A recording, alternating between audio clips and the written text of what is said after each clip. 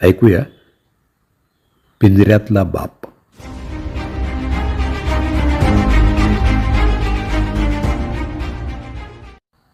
प्रत्येक बापाची थोड्याफार फरकानं घरात साधारण हीच परिस्थिती असते.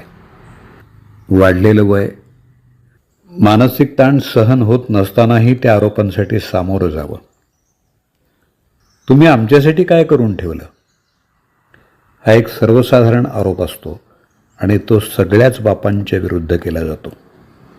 काय केलं याची यादी जर एखादा बाप चुकून माकून द्यायला लागलाच तर त्यात वेगळं काय केलं तुम्ही, ते तर सगळेच बाप करतात, असं टोकलं जातं आणि सगळी सफाई देण्यापूर्वीच संपवलेली असते.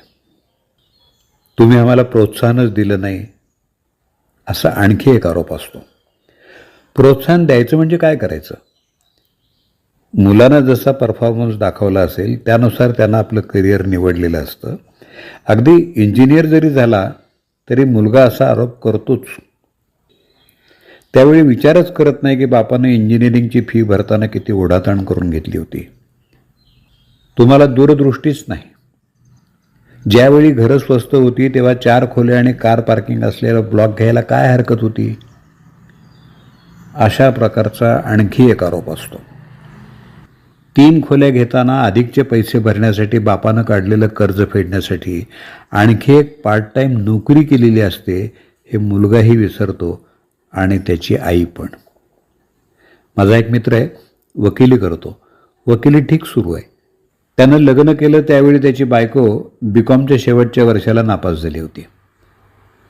आपल्याला कुठं बायकोला नोकरीला लावायचं आहे असं म्हणत त्यानं ती पसंत केली. दिसायला 4 चौघींसारखीच होती. त्यानं लग्नानंतर तिची इच्छा नसतानाही तिला BCom करायला प्रोत्साहन दिलं. पुढं ती MCom झाल्यावर एका कॉलेजात प्राध्यापक म्हणून रुजू झाली.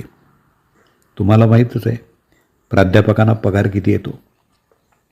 तिला भरपूर पगार मिळायला लागला. लग्नानंतर 20 वर्षांनी तिला जाणवायला लागलं की आपण एक वकील पसंत केला, खरं तर ही चूकच झाली. याच्यापेक्षा चांगलं स्थळ शोधायला हवं होतं. याचं कारण आता तिचं क्षितिज रुंदावलं होतं. हातात भरपूर पगार येत होता. समाजात एक वेगळं स्टेटस, दर्जा निर्माण झाला होता. राहणीमान उंचावलं होतं. कॉलेजात आणि बाहेर मॅडम म्हणून संबोधलं जाऊ लागलं. आता ती हा विचार मात्र करत नाही की तिला शिकायला नवऱ्यानंच प्रवृत्त केलं, मदत केली, नोकरी मिळवण्यासाठी ओळखीचा वापर केला. आज तिलाच आपला नवरा आपल्याला मॅच होत नाही, शोभत नाही असं वाटायला लागलं. अजूनही दोघं एकत्रच आहेत आणि संसारही सुरू आहे. पण तिनं कुठंतरी कुणाकडे तरी चुकून बोललेलं याच्या कानावर आल्यामुळं हा मात्र आतल्या आत खचून गेलाय. मुलगा ज्यावेळी बापावर आरोपपत्र ठेवतो त्यावेळी अनेक वेळा मुलाची आई आणि बापाची सहचारिणी बापाच्या विरोधात साक्षीदार बनलेली पाहायला मिळते. तो काय चुकीचं बोलतोय हे एक वाक्य बापाच्या आयुष्यावर नापास किंवा पराभूत असा शिक्का मारायला पुरेसं असतं. तुम्ही हे करायला हवं होतं, ते करायला नको होतं, अशा अनेक गोष्टींचे अध्याय रोजच वाचले जातात. विशेषतः बाप निवृत्त झाल्यावर आणि मुलगा कमवायला लागल्यावर अशा आरोपांची संख्या आणि फ्रिक्वेन्सी वाढतीच असते. अनेकांना समजत नाही की आपण सेवेत असताना एक हुशार, गुणवंत कर्मचारी, प्रामाणिक, कष्टाळू माणूस अशा उपाध्या मिळवलेले, निवृत्तीनंतर खरंच आपण इतके मूर्ख कसे बनलो? जे आपलं कर्तव्य आहे असं आपण समजत होतो आणि जे करण्यासाठी आपण आपल्यावरच अन्याय करत होतो ते आपले गुन्हे कसे बनले? याचं सगळ्यात महत्त्वाचं आणि एकमेव कारण म्हणजे आता बापावरचं अवलंबित्व संपलेलं असतं, मुलांचं आणि बायकोचंही. आता तिला तिचा मुलगा आधार द्यायला सिद्ध झालेला असतो. बापाकडे जरी निवृत्ती वेतन असलं, थोडीफार शिल्लक असली तरी जर त्या बाजून कुणाचं अडणार नसेल तर बापाची ही अवस्था ठरलेलीच आहे. आता बापानं आपण चुकीच्या लोकांसाठी, चुकीच्या कारणांसाठी आपलं आयुष्य वापरलंय असा पश्चात्ताप करायचा नाही. हाल सोसताना, कष्ट करताना, त्याग करताना आपल्याला कर्तव्यपूर्तीचा आनंद मिळत होता ना, तो आठवायचा. जगं रहाटे अशीच असणार आहे.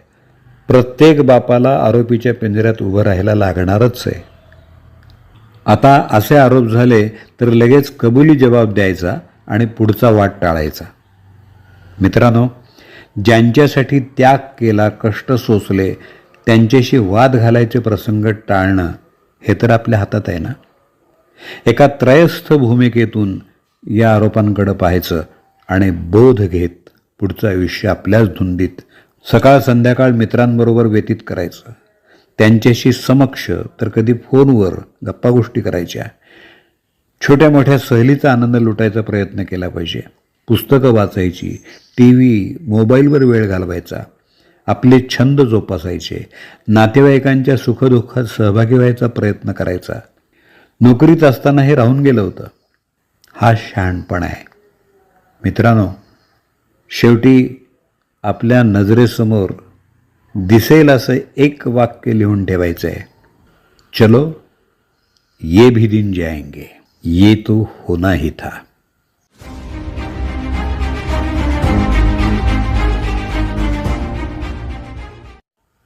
माझ्या सर्व मित्रांनो, आपल्याला हे पिंजऱ्यातलं जीवन तितकंच आनंदात जगायचं आहे. जमेल, नक्की जमेल. पहा, प्रयत्न करून पहा. पिंजऱ्यातला बाप, अनामिक लेखकाची ही प्रातिनिधिक पोस्ट आत्ताच आपण ऐकलीत.